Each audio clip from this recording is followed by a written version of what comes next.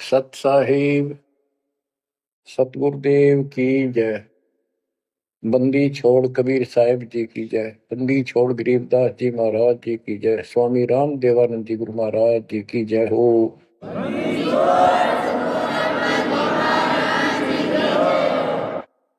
सर्व संतों की जय, सर्व भक्तों की जय, धर्मी पुरुषों की जय।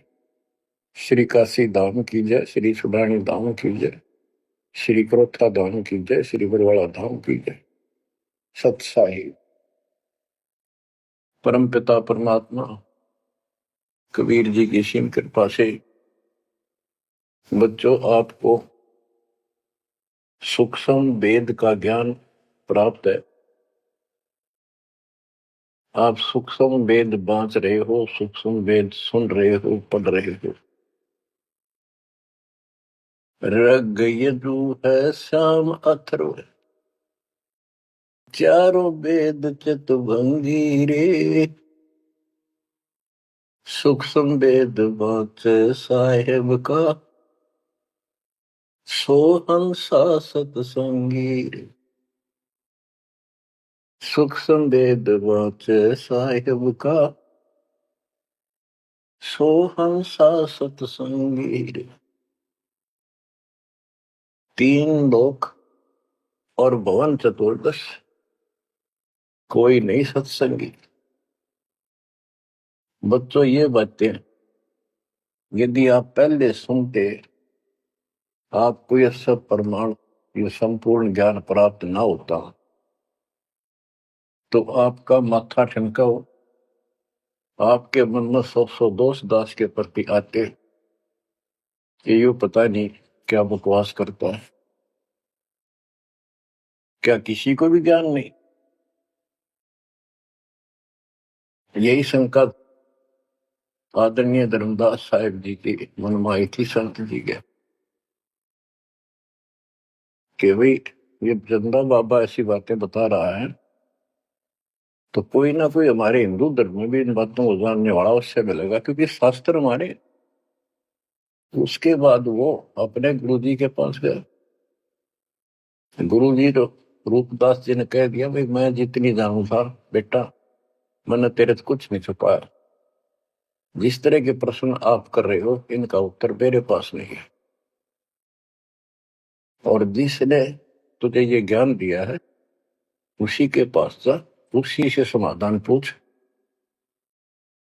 लेकिन धर्मदास के सामने यह बात खटक रही थी कि अनपढ़ आदमी, जिंदा बाबा, इसको ज्ञान कैसे हो गया ये? इसने भी तो किसी हमारे हिंदू से सुना होगा, और अवश्य कोई संत, मंडलेश्वर, कोई पीठाधीश इसका जानकार पाओगा। अब सब जगह जितने भी सुप्रसिद्ध या वैसे छोटे मोटे भी संत हिंदू धर्म के उस टाइम प्रवक्ता थे, सत्संग सुनाया करते थे, सबसे मिला, और जाते ही 10-20 रुपए रख दे। ये खासकर इन संतों के अंदर जो भेंट ज्यादा दे, दक्षिणा ज्यादा दे, उसको ज्यादा महत्व देते हैं। इस बात की धर्मदास जी को भी खूब पता था कि ये तभी प्रसन्न होकर मुझे कुछ राह बताओगे। जाते 5-10 रुपए दर है, क्योंकि उसमें 5-10 रुपए आज के 5 लाख के बराबर थे। वहां तो एक पैसा भारी होता था उस समय। सबसे प्रसन्न कर लिए, किसी के पास इस तरह बात नहीं थी। श्री कृष्ण विष्णु भगवान है, सारी सृष्टि के रचनहार है, इनके कोई माता पिता नहीं, ये आपो आप है, स्वर्ग से ऊपर कोई स्थान नहीं। आखिर में हार के, थक के, और कति बुरी तरह रोए कि अब के बनाए। परमात्मा फिर भी उसको, जब वो धक्के खा के आ रहा था, एक अन्य हिंदू साधु के रूप में एक पेड़ के नीचे बैठ गया, नदी के किनारे। 5-7 भगत और बैठे थे उसके पास। जिज्ञासु वैसे ही बाबा भी चलता फिरता था। धर्मदास जी के रास्ता उसके साथ से था, उसने सोचा चल आगे आगे चल, इसे ऐसे मंडलेश्वरों के पास घूमया और साधु का रूप दाता ने बना रखा था। फिर मालिक की प्रेरणा अपने बच्चे को लेना था सर। उसी समय प्रेरणा हुई कि काफी देर से चल रहा हूं, विश्राम भी करना है, यही कर लेता हूं और इसकी तलाशी भी ले लेता हूं। वहां बैठ गया जाकर और बैठे थे, इतना तो बोलना को नहीं। वो दूसरे उठ कर चले गए। जब एकला रह गया, परमात्मा बोले धर्मदास खोज लिया तत्व ज्ञान, मुझे बता दे कि मिला होता कितना। आंखें फटी की फटी रह गिर, मालिक उसी समय उसी रूप में आ गए। बच्चों, इस नरक से निकालने के लिए उस मालिक ने अपने एक बच्चे के लिए कितना कुछ करना पड़ा, कितने खाड़े कर दिए। वहां से शुरुआत करनी थी अपने कलयुग की भक्ति की। और वो अच्छी आत्मा थे, भगवान के बच्चे थे, पूर्व जन्म के संस्कारी मालिक के थे। जैसे सम्मन था, सम्मन ने कितनी कुर्बानी दी थी, बेटा काट दिया मालिक के नाम पर। अब उसके लिए खाड़े करे थे परमात्मा ने, कहां कहां कैसे बंदी बने, कोड़े खाए, उसकी शेल बिस्तर बिछाए। किसी जन्म का ये धर्मदास जी भी ऐसे ही कुर्बान आत्मा था, लेकिन ये ठीक से टिके नहीं क्योंकि ज्ञान संपूर्ण नहीं था। इसलिए मालिक उसके लिए फिर वहां बैठ के जाकर धर्मदास जी परमात्मा के चरणों में गिर के अपनी ढीठता, अपने अविश्वास, अज्ञानता का बहुत पश्चाताप किया। हे मालिक, आप सत्य, आपका ज्ञान सत्य, आपका समाधान सत्य। परमात्मा बोले ये प्रेरणा मैंने की थी तेरे ऊपर। काल का बेटा बहुत लंबा जुगाड़ है, बहुत लंबा षड्यंत्र पाया किसी के पास ये ज्ञान। हे महाराज, ज्ञान के वो तो गंध भरा, काम करो सारा सड़ रहे हैं। तो बच्चों, अब आपको दास बताना चाहता है परमात्मा की महिमा और सूक्ष्म वेद वाला ज्ञान संत गरीबदास जी को प्राप्त हुआ परमेश्वर से। उनके सतगुरु और भगवान स्वयं कबीर साहब थे, जिनका गुरु भगवान और ज्ञान एक नंबर का। तो उस पर हमने विश्वास करना चाहिए, लेकिन विश्वास करने के लिए कुछ आधार होता है। हिंदू धर्म के लिए गीता और वेद, 18 पुराण, ये आधार है कि ये अध्यात्म के मूल ग्रंथ है। उन मूल ग्रंथों से आपको परमात्मा की वाणी सिद्ध कर दी। ऋग यजु है साम अथर्व, चारों वेद चितभंगी रे, सूक्ष्म वेद वाचे साहेब का, सोहन सा सतसंगी रे। 3 लोक और भवन चतुर्दश, कोई नहीं सत्संगी। क्यों? क्योंकि उनके पास ये तत्व ज्ञान नहीं।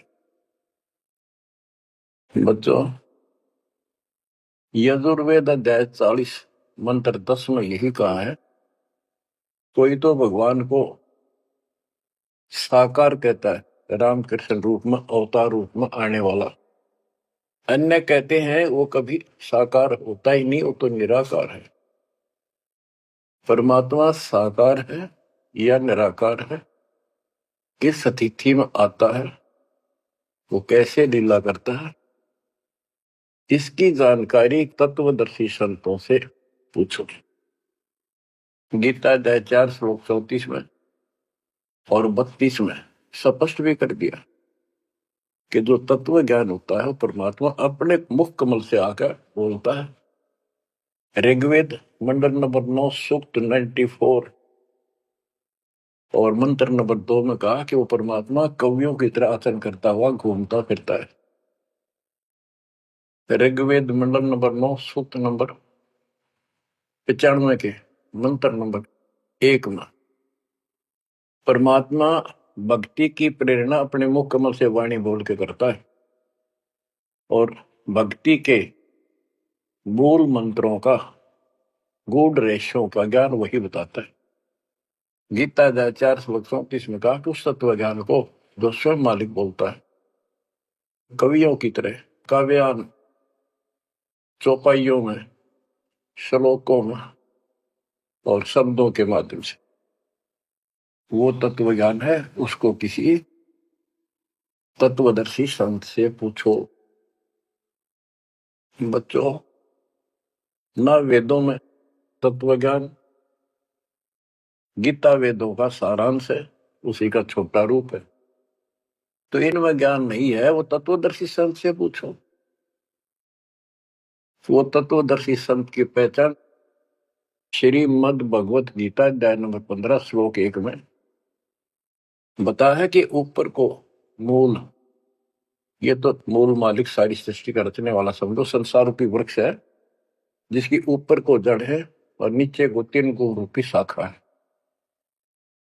इसके सभी विभागों को जो बता देगा स वेदविद, वो वेद के तात्पर्य को ठीक से जानने वाला है, यानी वो तत्वदर्शी संत है।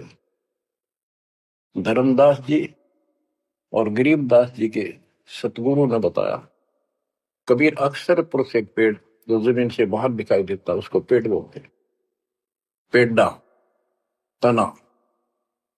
गरीब अक्सर पुरुष एक पेड़ है, निरंजन व की डार और तीनों देवा शाखा है, ये पातुल संसार। फिर तपस कर दिया कि फिर एक के साध्य सब सदर, सब साध्य सबदा, माली शीचे मूल को फल फुल अगा। सभी parts of the tree, works के सभी विभाग बता दिए कि तना अक्षर पुरुष है, डार ये क्षर पुरुष है, क्षर पुरुष, और तीनों देव आरजगुण ब्रह्मा सत्पुरुष विष्णु उत्तम गुण शिव जी रूपी शाखाएं और पात रूप संसार। तो बच्चों, फिर साथ में ये समाधान भी कर दिया कि एक का साध्य सब सद है, यानी मूल को पूजो, उसको इष्ट रूप में मानो, उसके बाद अपने अनुष्ठान करो, साधना करो। जो आपको प्रथम मंत्र दिया जाता है इसमें प्रथम और लास्ट वाले मंत्र को छोड़कर सारे इन्हीं शाखाओं वाले मंत्र है। और गीता अध्याय 3 श्लोक 10 से लेकर 15 तक ये स्पष्ट किया है कि शास्त्र अनुकूल धार्मिक अनुष्ठान यज्ञ करने से वो सही भक्ति मानी जाती है।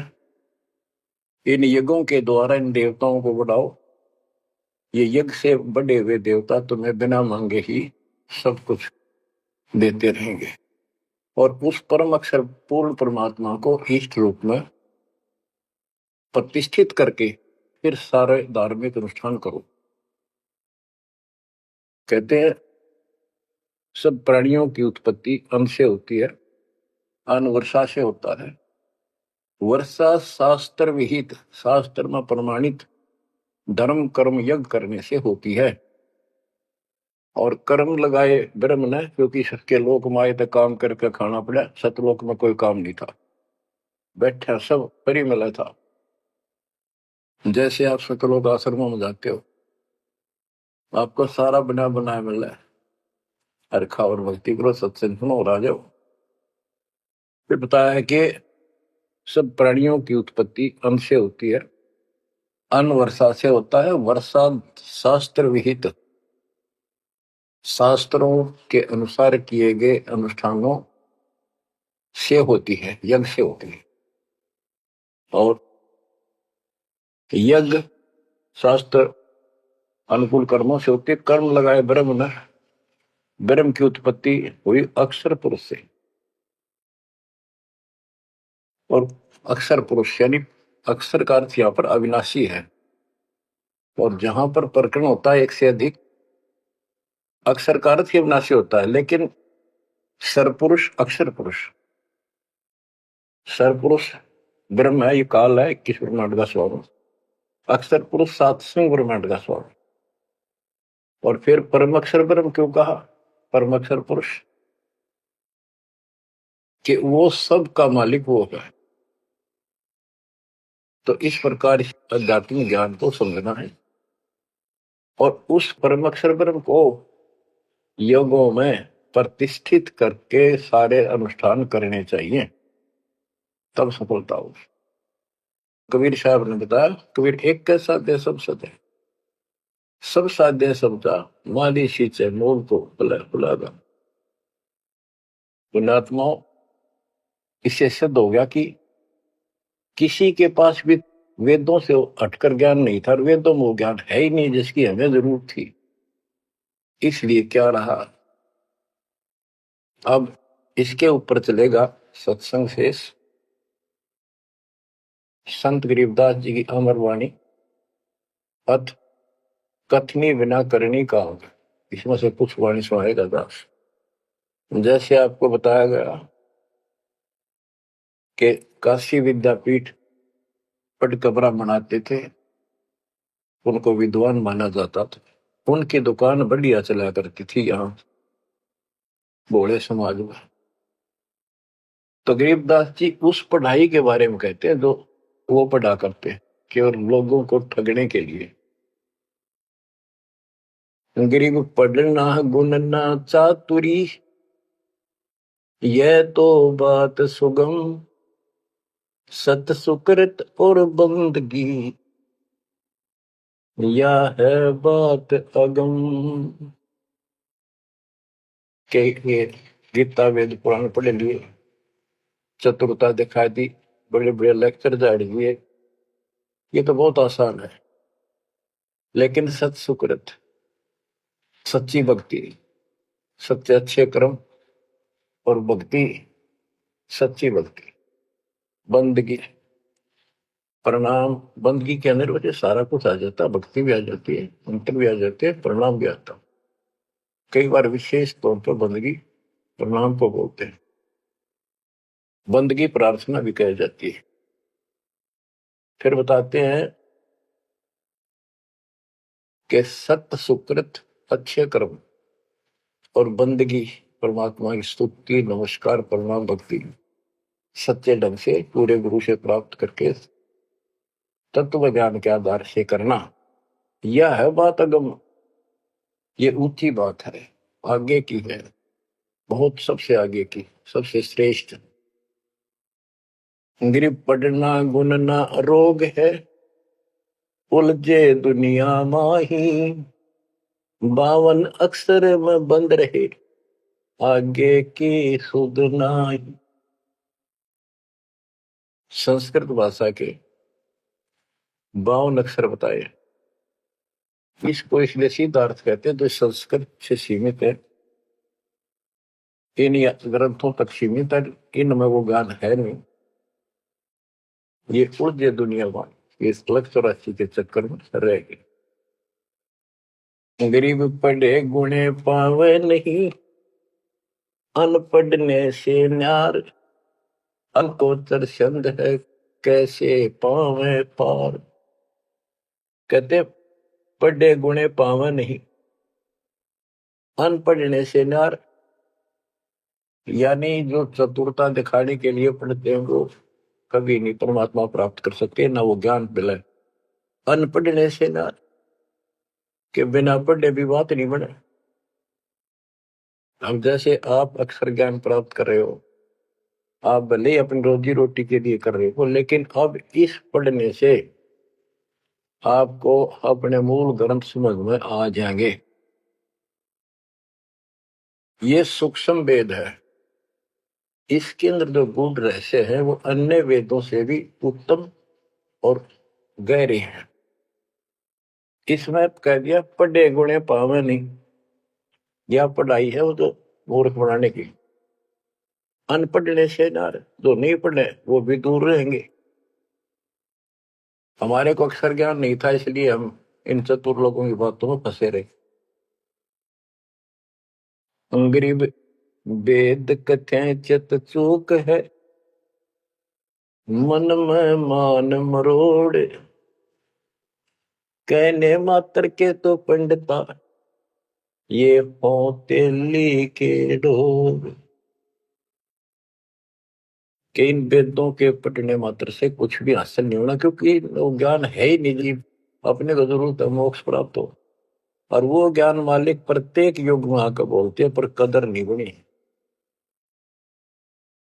गरीब वेद कथे चित चूक है, मन में मान मरोड़, अहंकार, और कहने मात्र के तो पंडित है, ये वो तेली के ढोल के 84 लाख योगियों में जाएंगे।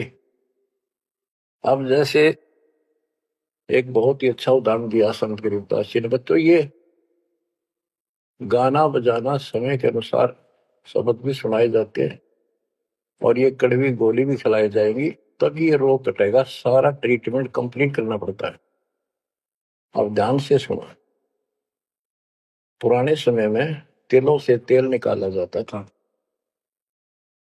वो व्यक्ति जो काम ये करते थे उनको तेली बोलते थे। वो एक कोल्लू लगाते थे।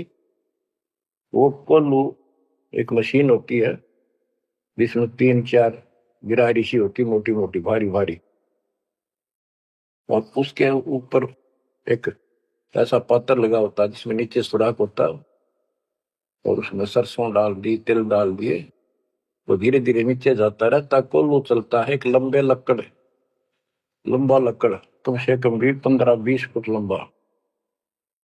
उस कोल्लू को चलाने के लिए एक लंबा लकड़ फंसा के, और उस लकड़ को पाट बोलो हमें, लाठ पाट, उसको बैल से चलाया जाता था। और वो बैल उस लकड़ की जितनी लंबाई होती है उसके में ही सर्कल में घूमना होता था उसको। वो सर्कल होता था, उसके एक सर्कल में घूमता था, सेम कति फिक्स्ड होता था उसका डायमीटर। उसी परिधि में वो बैल घूमता रहता था, और उधर से कोल्लू चलने से तेल निकलता। उस कोल्लू को चलाने के लिए एक बैल का प्रयोग किया जाता था। वो उस लकड़ लंबे लठ 15-20 फुट 25 फुट लंबे लठ के एंड पे लास्ट में एक कुंडा डाल कर उसमें रस्सा बांध कर, और उस बैल के दोनों तरफ कंधे से बांध दिए जाते थे रस्से, और उसको चलाया जाता था। तब वो कोल्लू घूमता था, और उसमें डाले हुए सरसों या तिल, उनका तेल निकलकर बाहर आता था। वो तेली कहलाता था, और उसको खींचने वाला तेली का बैल का है। उस बैल के आंखों पर पट्टी बांध दिया करते थे, और एक आदमी उसके पीछे होकर 2-3 बार उसका लठ मारता जोर के, और वो बहुत तेज चलता। तो फिर उसको ये भय हो जाता कि लठाड़ा तेरे पीछे पीछे है। वो अपने आप स्पीड में रहता था, और इस तरह वो कोल्लू सारा दिन चलता था। बीच में थोड़ी बहुत देर पानी पिला दिया, चारा खिला दिया, फिर जोड़ दिया जाता। तो उसका केवल सीमित दायरा था, उससे 12 कदम भी नहीं जा सकता था वो। अब इसके ऊपर ये कुछ वाणियां आपको समझाने के लिए बताना पड़ा। इतना गजब का ज्ञान दिया इसमें, 100 का 100 सत्य है। गरीब वेद कथे चित चूक है, मन में मान मरोड़, कहने मात्र के तो पिंडता, ये हो तेली के डोर। ये अगले जन्म में तेली के बैल बनेंगे। एक तो गान ये दिया है कि जो साधना ठीक नहीं करते तो शुद्ध नहीं हो जाएगा। फिर पीछे तू पशुआ की जय गद्दा बैल बनाई, ये 56 भोग कहाँ मन भोरे, कहीं कुरड़ी चरने जाई। इस वाणी का तो ये अर्थ है। अब इसके ऊपर आगे देखो। गरीब आंख बंद है दिखे नहीं, चल मारो मार, तेली के तो बैल को घर ही कोस हजार। के आंख बांध दी बैल की और उधरता चल मारो मार, वो स्पीड पे चलता रहता। उस तेली के बैल को उस सर्कल के अंदर ही सारा दिन एक महीने में 50,000 कोस एक महीने में तय कर देता, यानी एक कोस 3 किलोमीटर, यानी 1.5 लाख किलोमीटर वो एक महीने में पूरे कर देता। उसमें चल चल के इतना सफर तय कर लेता, रहता वही ठेकान, एक कदम उससे बाहर नहीं जाता। बच्चों ये स्पिरिचुअल लेक्चर है या आध्यात्मिक घंटी दे रहा हूं आपकी स्कूल की। इसको ऐसे समझाने से आपके अंतःकरण में योगदान रचेगा। एक क्या होता था पहले, जैसे फसल होती थी गेहूं चने, इनको अलग करने के लिए भूस से एक गाटा जोड़ा जाता था, गाटा। उसके बीच में एक लठ गाड़ के मोटा था, उसका रस्सा बांध के फिर 5 7 10 पशु, जिसमें भैंस गाय काटड़ा काटड़ी ऐसे शरीर में बांध दिए जाते थे, और बीच में लठ गाड़ दिया, उसके चारों तरफ वो भूस डाल देते थे, चने या गेहूं। क्योंकि दास ने देखा है हम किसान के गर्जनों का, इसलिए 90% बच्चे किसान वालों को पता नहीं, जो शहर में रहते हैं, वो भूसे कैसे निकलता था, जिसकी ये वाणी जिस बारे बोली है। अब तो मशीनों से निकल जाता, कट कट कट कट 6 घंटे में। पहले महीना महीना लगे रहा करते। दास का जन्म ऐसे समय में दिया दाता ने जब वो 5505 निकट आ रहा था, और वो पिछला प्रोसेस सारा पता है जो एक वाणी में बोला गया है। दास को समझने में आसानी रही, आपको समझाने में आसानी होगी। तो उसको हम तो गाटा बोला करते, गाटा जोड़ रखे। वो सारे पशु एक लाइन में चलते रहते, चारों तरफ घूमते, जैसे तेली का बैल घुमा करता। ये उस फसल को काटने के लिए उनके पैरों के नीचे वो फसल कट जाती, छोटा छोटा तूड़ा भूस बन जाता। फिर उससे गेहूं चने अलग कर लेते और भूस अलग हो जाता। उसको गाटा बोला करे। और पलवल साइड, इधर फरीदाबाद साइड में उसको धाए बोलते थे, धाए। धाए यानी पशुओं का एक समूह, एक से एक गले का रस्सा बांध दिया जाता था। वो बाहर नहीं जा सकते, अंदर आ नहीं सकते, क्योंकि एक दूसरे को धक्का नहीं दे सकते। वो एक लाइन में चलते थे चारों तरफ सर्कल में। अब इसको इन अज्ञानी गुरुओं के ऊपर सेट किया है दाता संत गरीबदास जी ने इस वाणी को। गरीब दाएं जुड़ी अज्ञान की, गह घाटा ठोर, एक पेड़ चाले नहीं, काड बड़ी बड़ी खोर। कि जैसे वो पशुओं के द्वारा धाए जोड़ के घुमाई जाती है और वहीं घूम रहे होते, उससे अलग एक कदम नहीं जा सकते। तो जितने भी ये संत हैं, इन्होंने अपने अपने चेले बांध रखे, अपने अज्ञान वाले लटके। गुरु बनकर बैठ गया और उसको पशु बांध रखे, पशु पुत्र। वो इस जन्म मरण के चक्कर में यही गाटा गा रहे हैं, यही दाएं चल रही है उनकी। एक पेड़ चाले नहीं, और कड है बड़ी बड़ी खोर। खोर मैंने बड़े बड़े कदम रखे, तेजी से चलना, पाथे डंडे लगे होंगे। तो ये सारे जितने भी चेले हैं, उनके जितने गुरु हैं, उनके जितने शिष्य हैं, उनको तो धाए बताई, ये गाटा। और इस जन्म मरण के चक्कर को एक ये सर्कल बताया कि इसी में ये घूम रहे हैं, एक कदम इस बाहर नहीं जा पाए। जाना सतलोक है। जैसे किसी ने सफर करना है तो कदम जितने रखेगा मंजिल की ओर होते हैं, ठीक रास्ते पर। और ये वहीं बांध रखे स्वार्थवश जिसने पशुओं को, वो तो उस सर्कल में घूम सके, उस तो बाहर जा ही नहीं सकता। गरीब दाएं जुड़ी अज्ञान की, गह घाटा ठोरे, एक पेड़ चाले नहीं, काट बड़ी बड़ी खोर। गरीबदास जी ने कहा है, कोई है रे परले पार का, जो भेद कहे झनकार का। वारई गोरख वारई दत्त, यानी ये सब वार द्रु प्रहलाद अर्थ, वार ही सारे, ब्रह्मा भी वार, ये भी वार, सारे ब्रह्मा विष्णु महेश यही पर, दुर्वासा वार, ये गह गाटा ठोर। गरीब चार वेद सठ शास्त्र, पढ़े 18 पुराण, सतगुर पूरा मिला नहीं, पंडित हो सी सवान। ओह, कबीर साहब कहते हैं, गुरु बिन काहू न पाया ज्ञाना, जो तो था वो छड़े किसाना। गुरु बिन वेद पढ़े जो प्राणी, समझे अनुसार रहे ज्ञानी।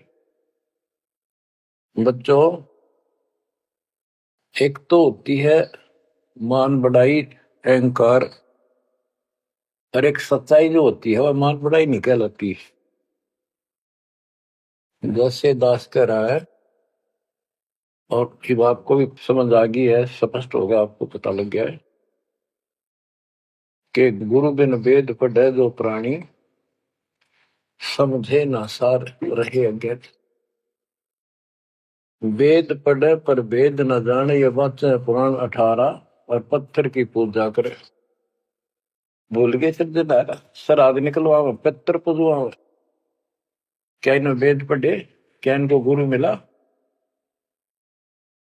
जय सतगुरु की संगत करते ये सकल कर्म कट जाए, ये कोई झंझट नहीं करना पड़ता।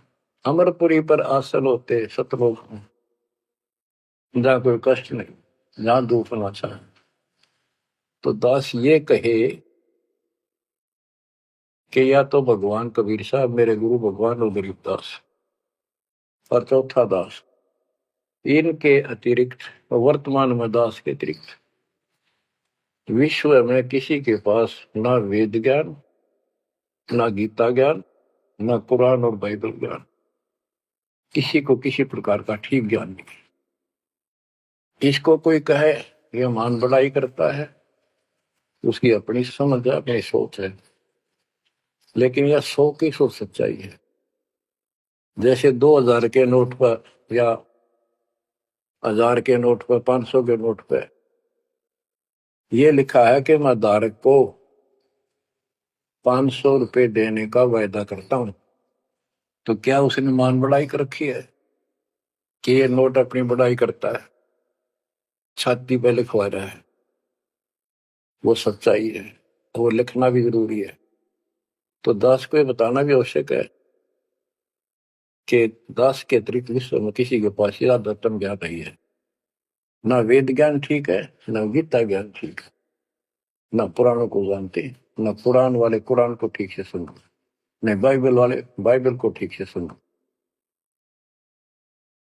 गरीब 4 वेद सठ शास्त्र, पढ़े 18 पुराण, सतगुरु पूरा मिला नहीं, पंडित हो सी स्वान। गरीब 4 वेद सठ शास्त्र, पढ़े 18 बोध, कसम बांझ के होते है, पर बेटा नाही गोद। एक अजब गजब उदाहरण दिया है कि इन 4 वेद और 18 पुराणों को पढ़ने से तो ऐसी दशा है, ये दिखे पंडित गुरु शिष्य दोनों हैं, गुरु भी हैं, उनके शिष्यों की कमी नहीं, लेकिन बांध स्त्री का संतान नहीं होती, उसका पति भी होता है। इसी प्रकार इनके गुरु भी है, ये शिष्य भी है, इनमें भक्ति रूपी लाल बनेगा नहीं। बच्चों, एक एक बात कहीं नहीं सकता, लाख टके की है, अरब टके की। गरीब भावे 100 करोड़ गीता पढ़ो, 100 करोड़ भागवत, बिना सतनाम व्यर्थ है, बचे काल न मोत। गरीब घर अग्नि में डाल कर, पंडित कर है होम। सुरो वासना जात है, क्या करत है होम।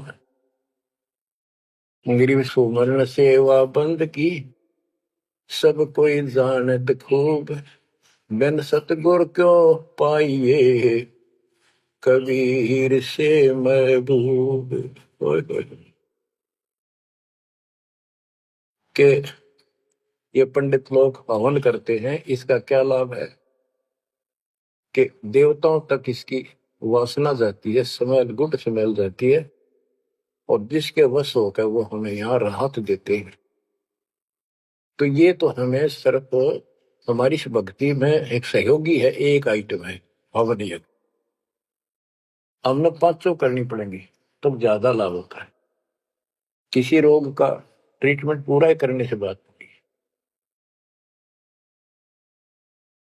गरीब सुमन सेवा बंदगी, सब कोई जानत खूब। अब भक्ति भी करनी चाहिए, सुमन भी करना चाहिए, पर कहते बिन सतगुरु क्यों पाइए।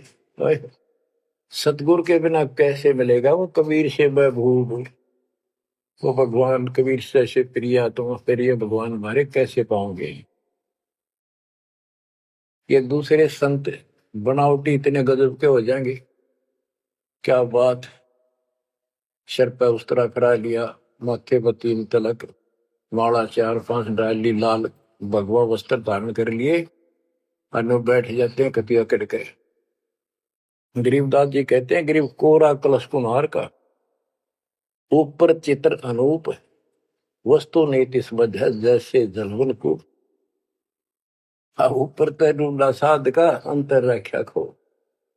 ऊपर तो साधु दिखे गजब का, बनावटी सी जबरदस्त, जैसे कुम्हार का, यानी कोरा कलश कुम्हार से लाए, उसके ऊपर कितनी अच्छी चित्रकारी होती है, उसमें जल है, नीचे चट है उस चित्रकारी में।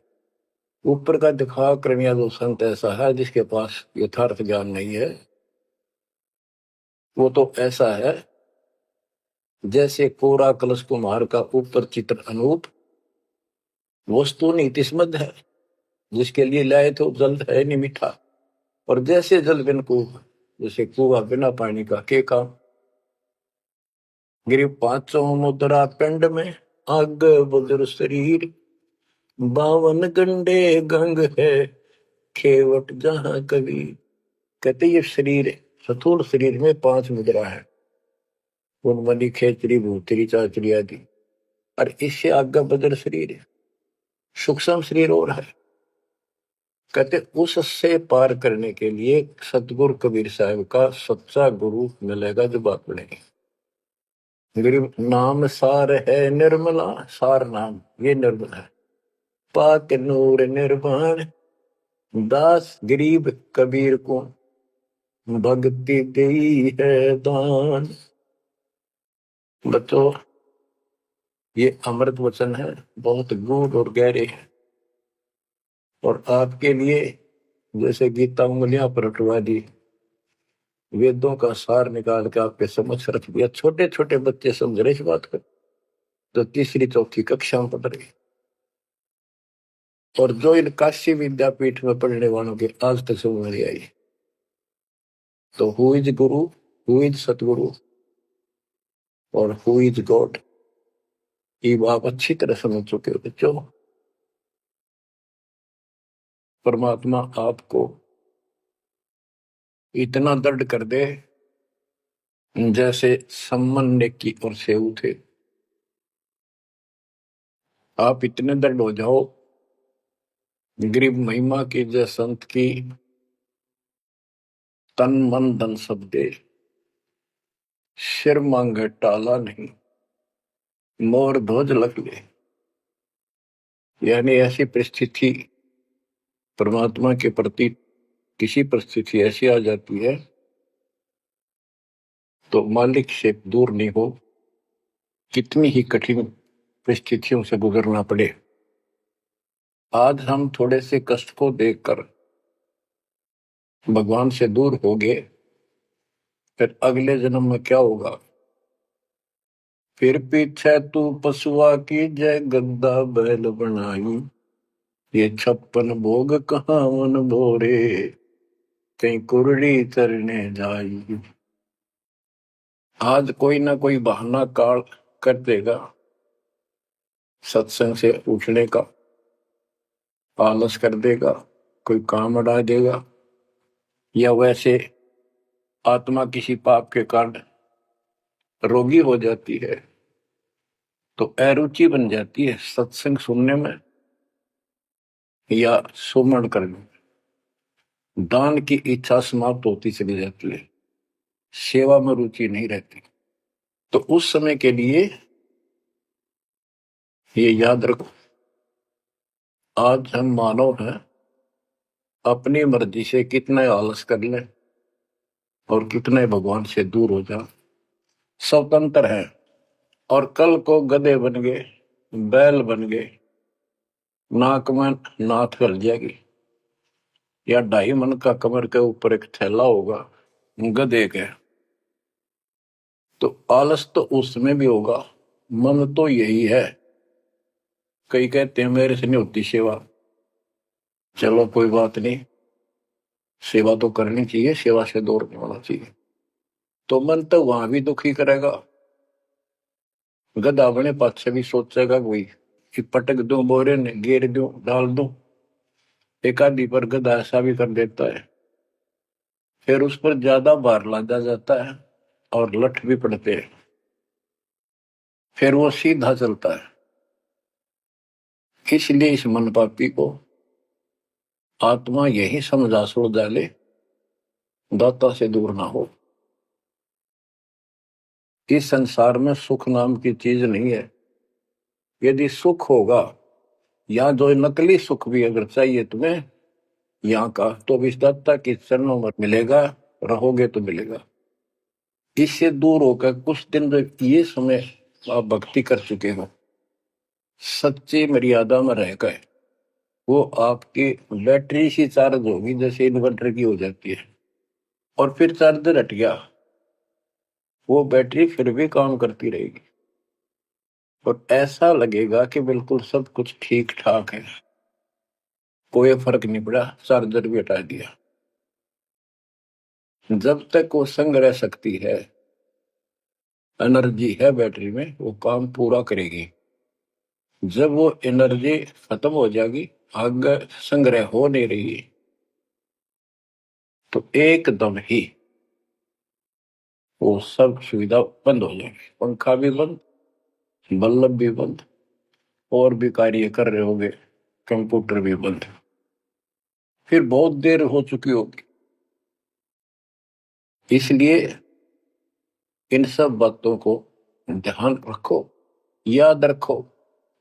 मुश्किल से दाव लगा 7.5 अरब आबादी में से आप ये थोड़ी सी आत्मा परमात्मा की शरण प्राप्त कर पाए हो। तो बच्चों, परमात्मा आपको मोक्ष दे, अपने चरणों में रखे, आपकी तरफ बढ़े, कुर्बान हो जाओ, सत्संग सुना करो ढंग से। देख परमात्मा ने कहां से कृपा कर रखी है, आंख खोल लो ना, जो फूक निकली और कोई नहीं पूछेगा, धक्के खाते करो कि कुत्ते को देखोगे। परमात्मा साथ इसलिए होगा कि हमारे और कामों में विशद करेगा, इसलिए मालिक पर ज्यादा ध्यान दो, काम करो, काम न को मना करें, उस काम में बरकत भी आप मिलेंगे। दाता आपको मोक्ष दे, सदा सुखी रखे, सत्साई।